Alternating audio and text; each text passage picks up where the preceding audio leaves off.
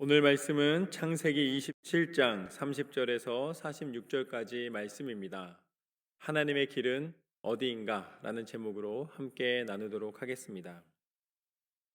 우리는 하나님을 사랑이라고 우리는 알고 있습니다. 하나님은 우리를 사랑하셔서 지어주셨고 그 사랑 가운데 우리를 인도해 주시노라. 특별히 1월달은 우리가 사랑이라는 주제로 하나님 앞에 그 은혜에 감사함으로 나아가고 있습니다. 여러분, 사랑은 무엇입니까? 여러분이 생각하는 사랑은 무엇입니까? 성경에서는 그 사랑에 대해서 가르쳐 주십니다. 그 고린도전서 13장 말씀에 보면은 사랑에 대해서 아주 자세하게 나와 있습니다.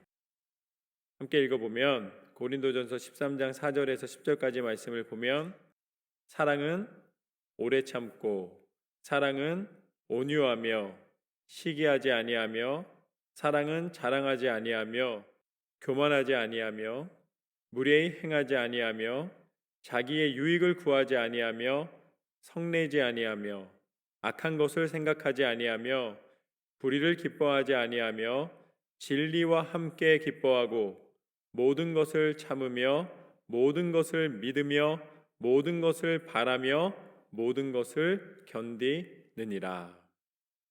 사랑은 언제까지나 떨어지지 아니하되 예언도 패하고 방언도 그치고 지식도 패하리라. 우리는 부분적으로 알고 부분적으로 예언하니 온전한 것이 올 때에는 부분적으로 하던 것이 패하리라. 아멘. 사랑은 완전한 것이다. 그리고 사랑은 불의를 담지 않고 오직 진리 안에 거한다 라고 말씀하고 계십니다. 그래서 사랑을 말미암아 우리는 서로를 믿을 수 있고 그 사랑으로 서로를 위하여 나누고 함께할 수가 있는 것이죠. 오늘 성경에서 분명히 사랑은 진리와 함께 기뻐한다. 진리 안에서 기뻐한다. 그래서 사랑은 진리라는 것을 알려주고 계십니다.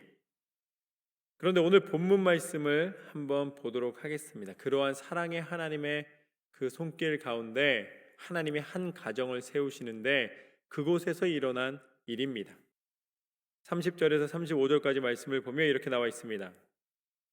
이삭이 야곱에게 축복하기를 마침에 야곱이 그의 아버지 이삭 앞에 나가자 곧 그의 형 에서가 사냥하여 돌아온지라. 그가 별미를 만들어 아버지에게로 가지고 가서 이르되 아버지여 일어나서 아들이 사냥한 고기를 잡수시고 마음껏 내게 축복하소서. 그의 아버지 이삭이 그에게 이르되 너는 누구냐? 그가 대답하되 나는 아버지의 아들 곧 아버지의 맏아들 에서로소이다. 이삭이 심히 크게 떨며 이르되 그러면 사냥한 고기를 내게 가져온 자가 누구냐?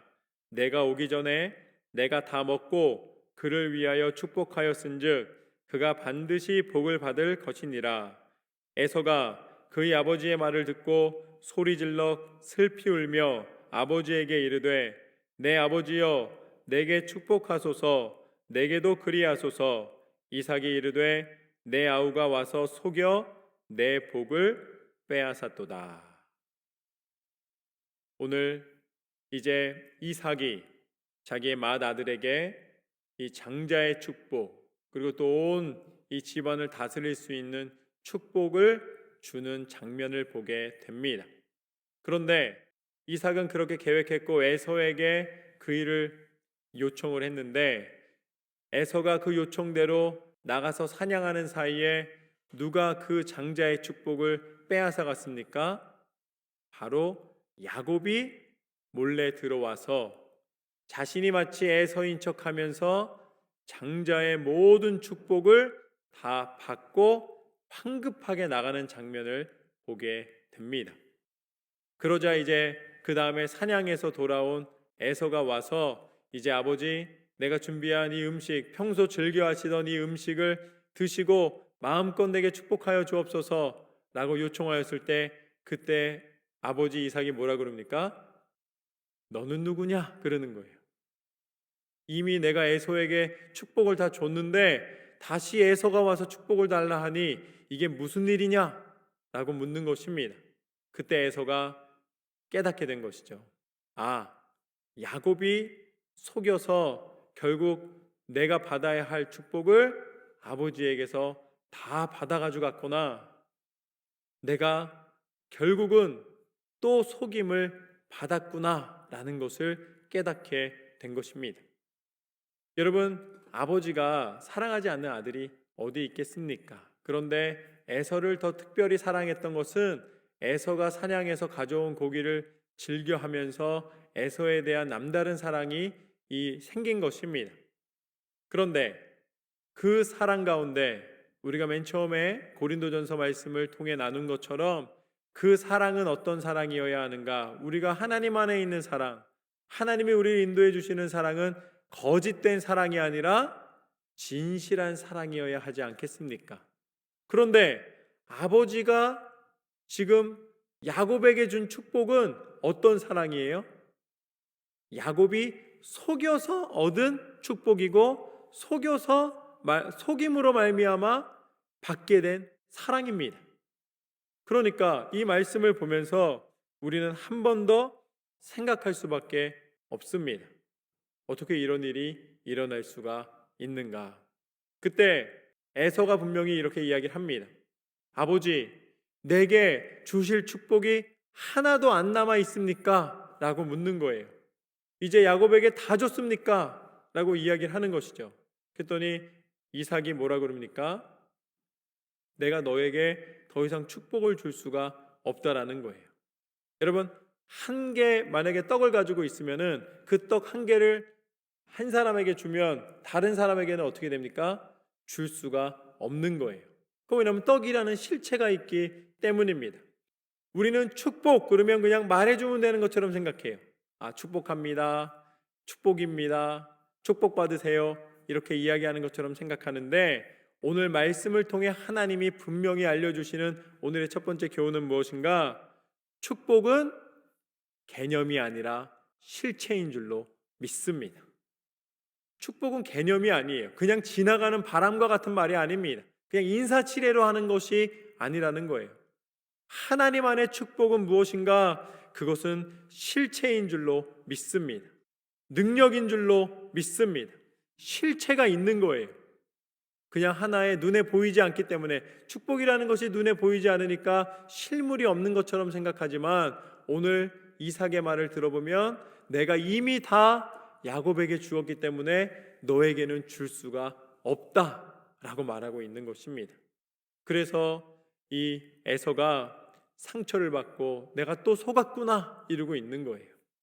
여러분, 하나님께서는 여러분에게 하나님의 축복을 주시되 그냥 마음 기쁘라고 그냥 마음에 위로받으라고 주시는 것이 아니라 여러분이 기도한 그 내용마다 축복의 길로 실체가 있게 하실 줄로 믿습니다. 축복은 실체가 있다. 그런데 계속해서 보면은 이렇게 나와 있습니다. 36절부터 40절까지 말씀을 보면 에서가 이르되 그의 이름을 야곱이라 함이 합당하지 아니하니까 그가 나를 속임이 이것이 두 번째니이다. 전에는 나의 장자의 명분을 빼앗고 이제는 내 복을 빼앗았나이다. 또 이르되 아버지께서 나를 위하여 빌 복을 남기지 아니하셨나이까. 이삭이 에서에게 대답하여 이르되 내가 그를 너희 주로 세우고 그의 모든 형제를 내가 그에게 종으로 주었으며 곡식과 포도주를 그에게 주었으니 내 아들아 내가 내게 무엇을 할 수 있으랴. 에서가 아버지에게 이르되 내 아버지여 아버지가 빌 복이 이 하나뿐이니까 내 아버지여 내게 축복하소서 내게도 그리하소서 하고 소리를 높여 우니 그 아버지 이삭이 그에게 대답하여 이르되 내 주소는 땅의 기름짐에서 멀고 내리는 하늘 이슬에서 멀 것이며 너는 칼을 믿고 생활하겠고 내 아우를 섬길 것이며 내가 매임을 벗을 때에는 그 멍에를 내 목에서 떨쳐 버리리라 하였더라. 계속해서 분명히 하나님은 사랑이시고 진리고 진실이어야 하는데 지금 현재 야곱은 어떻게 한 거예요? 야곱은 형을 속여서 결국은 이 모든 축복을 다 쟁취한 것으로 보입니다. 그 지금 에서가 계속 얘기하잖아요. 아니 나에게는 이것이 허락되지 않습니까? 그게 원래 너에게 주려는 것이었지만 너에게 준 것처럼 모든 것을 다 주었기 때문에 남은 것이 없다라고 분명히 이야기해 주고 있는 것을 보게 됩니다. 그렇다면 하나님은 속이는 자를 축복하시는 하나님이신가? 하나님의 사랑은 진리라고 분명히 말씀해 주셨는데 그 진리 가운데 기뻐함이 있다고 말씀해 주셨는데 지금 에서는 하나도 안 기쁘고 속임을 당했다고 혼자서 분노하고 있는 모습을 보게 됩니다. 아버지는 당황했고 에서는 분노하고 있는 거예요. 그럼 이것만 보면은 결국은 이 하나님의 사랑의 말씀이 곳곳마다 다른 것처럼 여겨질 수가 있습니다. 그런데 분명히 말씀을 드립니다. 하나님은 한결같은 하나님이시요 하나님은 한 분 하나님이시요 하나님은 사랑이신 줄로 믿습니다. 왜냐? 하나님은 하나님을 사랑하는 자를 축복하여 주십니다. 하나님은 하나님을 사랑하는 자를 잊지 않으시는 줄로 믿습니다. 오늘 에서가 뭐라 그러냐면 전에도 나를 속여서 장자의 명분을 가져가더니 오늘도 나를 속여서 아버지의 축복을 빼앗아 갔습니다 라고 이야기하고 있어요. 그런데 그것은 에서의 어리석은 해석입니다. 에서는 자신의 장자의 명분을 훔쳐가게 어떻게 보면은 빼앗긴 것이 아니라 그것을 어떻게 했습니까? 팥죽으로 팔았어요. 정확하게 얘기하자면 진리를 말하자면 에서는 장자의 명분을 귀하게 여기지 않고 아주 작은 금액으로 아주 작은 것으로 당장의 허기짐을 면하는 것으로 팔아버렸습니다. 그렇기 때문에 야곱이 장자의 명분을 빼앗은 것이 아니라 장자의 명분을 귀히 여기고 구입한 것입니다. 산 거예요. 분명히 눈에 보이지 않는 것 같지만 그 장자의 명분을 귀히 여겼던 야곱에게 넘어가게 된 것입니다. 그리고 오늘 오히려 속인 사람은 누구냐면 속인 사람은 야곱이 아니라 에서예요. 전 그걸 발견했습니다. 왜냐? 장자의 명분과 장자의 축복을 에서는 분리해서 생각하고 있는데 장자의 명분이 바로 장자의 축복이었던 거예요. 그리고 그것은 하나님이 세우시는 가정에 하나님 앞에 대표로 서는 거였습니다. 이후에 보면 장자의 명분과 장자의 축복을 받았다고 해서 야곱이 바뀌는 게 없어요. 오히려 에서가 다 가져갑니다. 그런데 왜 이것이 중요하냐? 야곱에게는 하나님을 사랑하는 마음이 있었던 것입니다. 하나님을 의지하는 마음이 있었던 거예요. 그래서 그 아버지 이삭이 주는 장자의 축복을 귀히 여겼고 그것을 이미 샀기 때문에 이것은 야곱의 것이었습니다. 오히려 에서가 그거를 진실을 말하지 않고 아버지에게 받으려고 시도했던 것입니다. 여러분, 하나님은 하나님을 사랑하는 사람을 기억하여 주시는 하나님이신 줄로 믿습니다. 하나님을 사랑하는 사람은 하나님 앞에 온전히 서서 기도하는 것, 하나님의 가정 가운데 하나님의 영광을 드러내는 것을 귀히 여깁니다. 그러니까 만약에 식탁에 앉으면 누가 기도해요?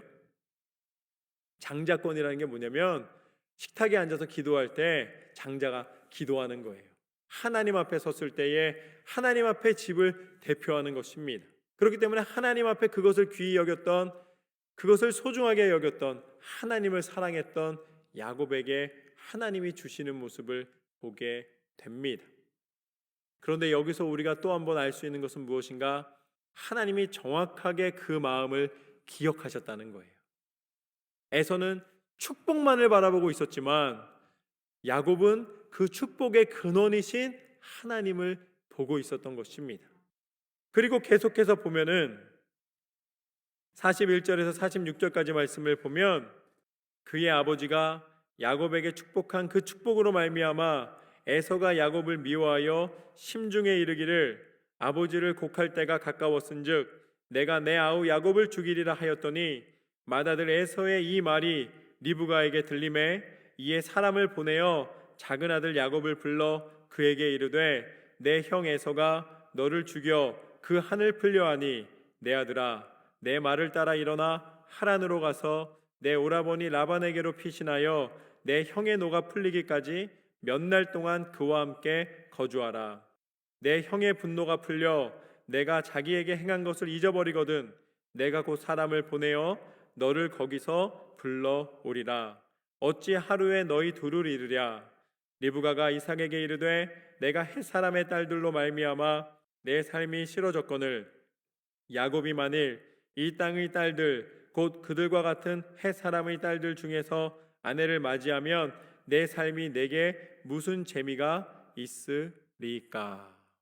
아멘. 이게 무슨 소리예요? 지금 야곱은 자신이 이미 정당하게 사서 축복을 받았는데 그것으로 말미암아 지금 어떤 상태에 들어갔습니까? 형의 위협 가운데 아버지가 돌아가시면 이제 죽을 수밖에 없는 상황에 놓여 있습니다. 하나님이 축복해 주셨는데 모든 형제들이 너의 종이 될 것이고 이 모든 소유가 다 너 것이 될 것이라고 축복을 받았는데 오히려 지금 현재 야곱의 상황은 죽임을 당하기 일보 직전의 상황이 돼 있는 것입니다. 그런데 그 순간에 하나님께서는 어머니 리브가를 통해서 어떻게 하십니까? 야곱을 보호하고 계신 줄로 믿습니다. 여러분 이게 우연이 아니라는 거예요. 하나님께서 야곱을 들어 하나님의 백성으로 삼으시기 위한 하나님의 섭리인 줄로 믿습니다. 그로 말미암아 이 어머니의 도움으로 이제 하란으로 가게 됩니다. 삼촌네 집으로 가서 거기서 결혼도 하고 거기서 가정을 이루고 마침내 무엇이 됩니까? 야곱의 가정을 통해 하나님의 약속의 백성 이스라엘을 형성케 하신 줄로 믿습니다. 여러분 하나님은 어떤 하나님이신가? 하나님은 실수하지 않으시는 하나님이신 줄로 믿습니다. 하나님의 사랑은 완전한 사랑이다. 그래서 실수가 없으신 거예요. 여러분 사람은 잊어버릴 수도 있고 자신의 욕심으로 마음이 바뀔 수도 있어요. 그래서 에서가 다 팔아놓고서는 여전히 자기의 권리를 주장하고 있는 그것이 자신의 잘못인지를 모르고 정당하다고 생각을 하고 자기가 뺏긴 게 아닙니다. 이미 팔아놓고서는 지금 뺏겼다고 혼자 분노하고 있고 혼자 야곱을 죽이려고 해요.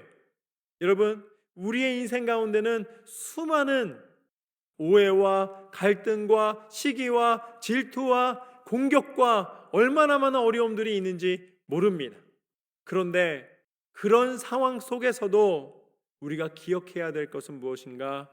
하나님은 실수하지 않으시는 하나님이신 줄로 믿습니다.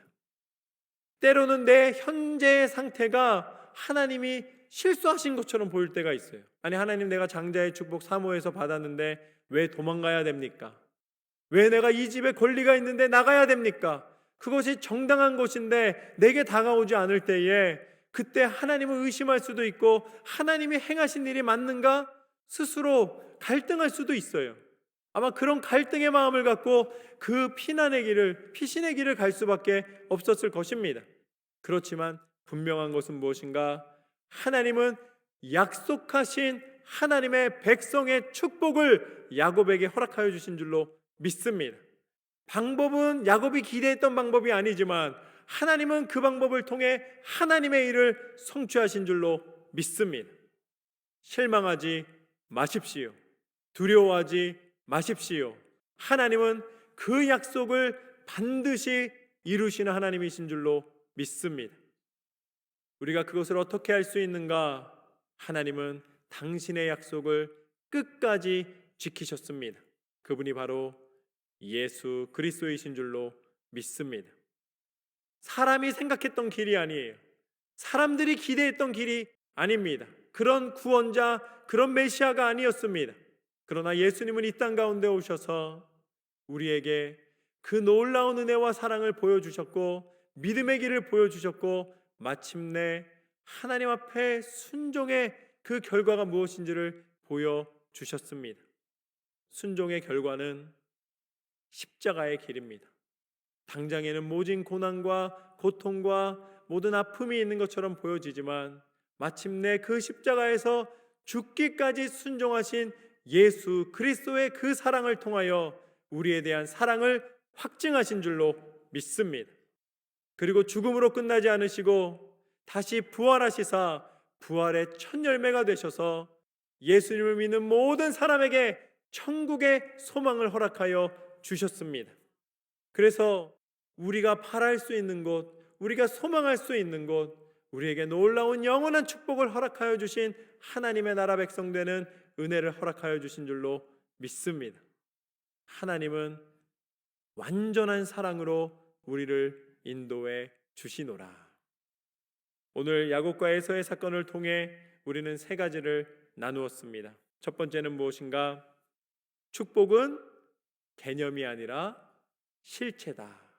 비록 눈에 보이지 않지만 그 축복을 나누는 것은, 그 축복의 길을 걷는 것은 하나님이 여러분을 붙잡고 계시는 분명한 증거가 있는 줄로 믿습니다. 두 번째, 하나님을 사랑하는 것이 축복이노라. 하나님은 여러분의 중심을 아십니다. 야곱이 하나님을 사랑했던 것을 기억하셨던 것처럼 여러분이 하나님을 사랑하는 마음으로 나아갈 때에 하나님의 한없는 사랑, 하늘문을 크게 여시고 여러분에게 축복의 길로 인도하여 주실 줄로 믿습니다. 마지막으로 하나님은 완전한 축복을 허락하여 주시노라. 하나님은 누구를 축복해 주어야 할지를 알고 계십니다. 그것이 사람의 방법으로 에서에게 가게 하지 않으시고 분명히 하나님을 사랑했던 야곱에게 가게 하시사 하나님의 백성 이스라엘을 이루게 하셨던 것처럼 기도하며 마음의 중심 가운데 하나님을 바라보고 나아가는 저와 여러분의 삶을 끝까지 지켜주시고 응답해 주실 줄로 믿습니다. 그렇게 축복으로 가득한 삶이 되시기를 주님의 이름으로 축원합니다.